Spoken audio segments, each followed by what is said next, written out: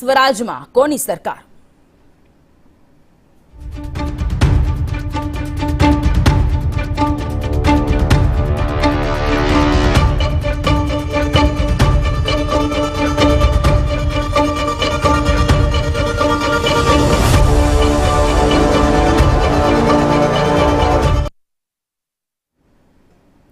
આજે રાજ્યમાં સ્થાનિક સ્વરાજની ચૂંટણી છે। જૂનાગઢ મહાનગરપાલિકા 66 નગરપાલિકાઓ માટે મતદાન થવાનું છે। સવારે 7 વાગ્યાથી સાંજે 6 વાગ્યા સુધી મતદાન થવાનું છે। સ્થાનિક સ્વરાજની ચૂંટણીમાં 10,168 ઉમેદવારો મેદાને છે। પાલિકા પંચાયતોની 1,962 બેઠકો માટે ચૂંટણી છે। કુલ 2,178 બેઠકોમાંથી 203 બેઠકો બિનહરીફ જાહેર થઈ છે। 203 માંથી ભાજપના જ 195 જેટલા ઉમેદવારો બિનહરીફ જાહેર થયા છે। કોંગ્રેસના 3 અને અપક્ષના 5 ઉમેદવારો બિનહરીફ જાહેર થયા છે। ભાજપના 195 માંથી 21 મુસ્લિમ ઉમેદવાર બિનહરીફ થયા છે। કુલ 4,033 મતદાન મથકો પર ચૂંટણીનું આયોજન કરવામાં આવ્યું છે। 836 જેટલા સંવેદનશીલ અને 153 જેટલા અતિ સંવેદનશીલ મથકો છે। 18મી ફેબ્રુઆરીએ મતગણતરી હાથ ધરાવવાની છે। ત્યારે સ્થાનિક સ્વરાજની ચૂંટણીને લઈને આજે મતદારોમાં મતદાન થવાનું છે। ત્યારે કોની સરકાર બનશે તેને લઈને પણ ઘણા બધા સવાલો છે, કારણ કે આ વખતે સ્થાનિક સ્વરાજની ચૂંટણીમાં શામ દામ દંડની નીતિ અપનાવવામાં આવી હોય તે પ્રકારની ઘટનાઓ ઘણી બધી બેઠકો પર જોવા મળી રહી છે। ઘણા બધા ભારતીય જનતા પાર્ટીના ઉમેદવાર, લગભગ 193 જેટલા ઉમેદવાર કે જે 195 જેટલા ઉમેદવાર કે જે ઉમેદવાર બિનહરીફ થયા છે। કોઈના કોઈ કારણોસર એ બેઠક પર કા કોંગ્રેસના ઉમેદવારોએ ફોર્મ પરત ખેંચી લીધું છે, કા કોંગ્રેસના ઉમેદવારનું ફોર્મ રદ થયેલું છે। અપક્ષના ઉમેદવારોની સાથે પણ આ જ પ્રકારની કઈ ઘટનાઓ ઘટી હતી। તે લોકોએ કા ઉમેદવારોએ ફોર્મ પરત લઈ લીધેલું છે અથવા તો એ લોકોનું ફોર્મ રદ થઈ ગયેલું છે અને આખરે કોઈ ન બચતા ઘણી બધી એવી બેઠકો છે કે જ્યાં ભારતીય જનતા પાર્ટી સીધી રીતે જીત થઈ છે। 18મી ફેબ્રુઆરીએ મતગણતરી હાથ ધરાવવાની છે। ત્યારે જૂનાગઢ મહાનગરપાલિકા 68 નગરપાલિકાઓ 3 તાલુકા પંચાયત સહિત સ્થાનિક સ્વરાજની સંસ્થાઓની સામાન્ય અને પેટા ચૂંટણી માટે આજે વોટિંગ થઈ રહ્યું છે।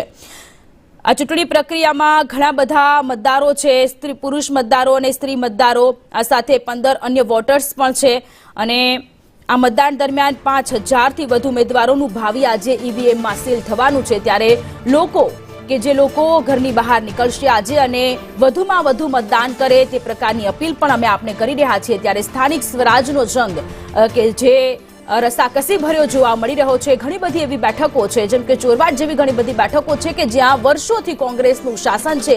એવી બેઠકો પર ભારતીય જનતા પાર્ટી પોતાની જીત હાંસલ કરવા માટે સાંસદને ત્યાં મેદાને ઉતારેલા છે અને એવી ઘણી બધી બેઠકો છે કે જ્યાં ભાજપનું શાસન છે વર્ષોથી અને એવી બેઠકો પર કોંગ્રેસ કે જે જીતવા માટે એની ચોટીનું જોર લગાવી રહ્યું છે। તો જૂનાગઢ મહાનગરપાલિકાની 60 બેઠકો પૈકી 8 બેઠકો બિનહરીફ જાહેર થઈ ગઈ છે। જૂનાગઢમાં પણ રસાકસીવાળો જંગ જોવા મળ્યો। 10,168 જેટલા ઉમેદવારો છે। પાલિકા પંચાયતોની 1,962 જેટલી બેઠકો છે કે જેના માટે ચૂંટણી થવાની છે। બીજી બાજુ કુલ 2,178 બેઠકોમાંથી 230 જેટલા બિનહરીફ થયેલા છે અને 230 માંથી 195 કે જે ભારતીય જનતા પાર્ટીના ઉમેદવારો બિનહરીફ થયેલા છે, કારણ કે એ જગ્યા ઉપર કોઈએ ફોર્મ નથી ભર્યું અથવા તો જે ઉમેદવારે ફોર્મ ભર્યું હતું એ ઉમેદવારે ફોર્મ પરત લીધેલું છે। એટલે કે 203 જેટલી એવી બેઠકો છે કે જે જગ્યાએ આજે મતદાનનો ઉપયોગ પોતાના મતાધિકારો નહીં કરી શક્યા। સાથે જૂનાગઢ મહાનગરપાલિકામાં પણ રસાકસી ભર્યો જંગ જામેલો છે। 10,168 જેટલા ઉમેદવારો મેદાનમાં છે।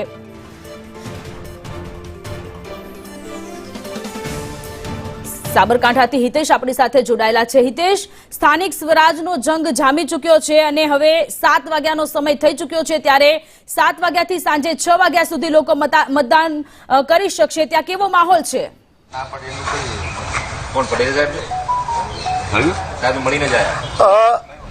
જી સોનલ, સાબરકાંઠામાં સ્થાનિક સ્વરાજ્યની ચૂંટણીનો માહોલ જામ્યો છે। અત્યારે હાલમાં સવારના 7 વાગ્યાથી લઈને પોલીસ સ્ટાફથી લઈને સમગ્ર નગરપાલિકાની જે ચૂંટણીનું મતદાન છે તેમાં પહોંચી ચૂક્યા છે। હજી મતદાતાઓ હજી આવ્યા નથી। ધીમે ધીમે સવારના ઠંડીના માહોલ છે, ક્યાંક મતદાતા આરસના લઈને ક્યાંક ને ક્યાંક ઠંડીના માહોલમાં ધીમે ધીમે આવી રહ્યા છે। જે ખેડબ્રહ્મા, પ્રાંતિજ તેમજ તલોદ નગરપાલિકાના જે મતદાન યોજાશે, તાલુકા પંચાયતની પણ વિજયનગરના બાલેટ ચિઠોડા પોશીના તાલુકાના વિંછી અને પ્રાંતિજ તાલુકાના ગઢી પંચાયતનું મતદાન આજે યોજાશે.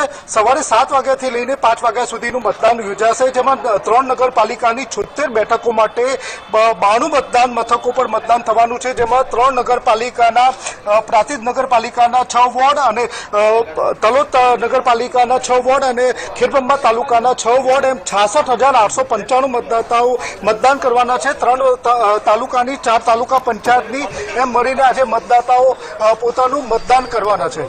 જી સોનલ.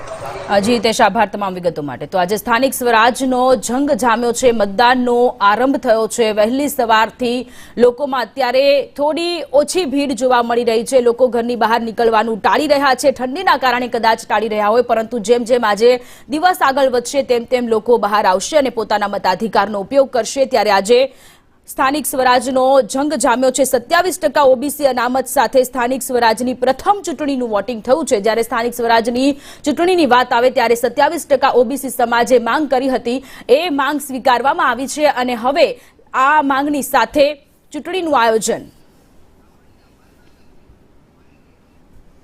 તો ફરી સંવાદદાતા હિતેશ આપણી સાથે જોડાયેલા છે. હિતેશ, સાબરકાંઠામાં આજે મતદાન છે, પોલીસનો ત્યાં કેવો બંદોબસ્ત છે, ચૂંટણી પંચ દ્વારા ત્યાં કેવા પ્રકારની તૈયારીઓ છે?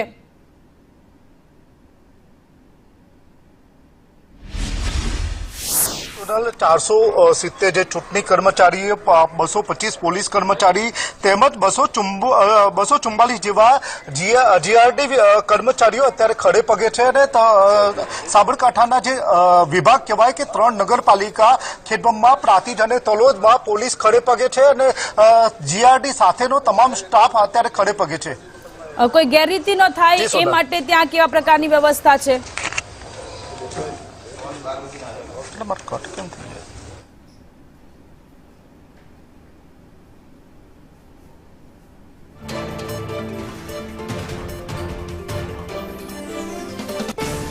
તો 27% ઓબીસી અનામત સાથે સ્થાનિક સ્વરાજની ચૂંટણીનું આયોજન કરવામાં આવ્યું છે, જેમાં ઘણા બધા ઉમેદવારોએ હાથ અજમાવ્યો છે. જોવું એ રહ્યું કે 18મી તારીખે પરિણામ છે, ત્યારે જોવું એ રહ્યું કે એવી ઘણી બધી બેઠકો છે કે જ્યાં કોંગ્રેસનું વર્ષોથી શાસન છે, એવી બેઠકો પર શું પરિસ્થિતિ થાય છે.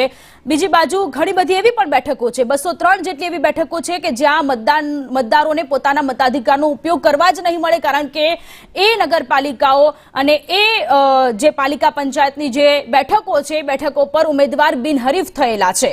પાલિકા પંચાયતોની 1962 બેઠકો માટે આજે ચૂંટણી છે. સ્થાનિક સ્વરાજની ચૂંટણીનો મહાજંગ હવે જામી ચૂકેલો છે. કુલ 2178 બેઠકોમાંથી 230 જેટલી બેઠકો બિનહરીફ થઈ છે.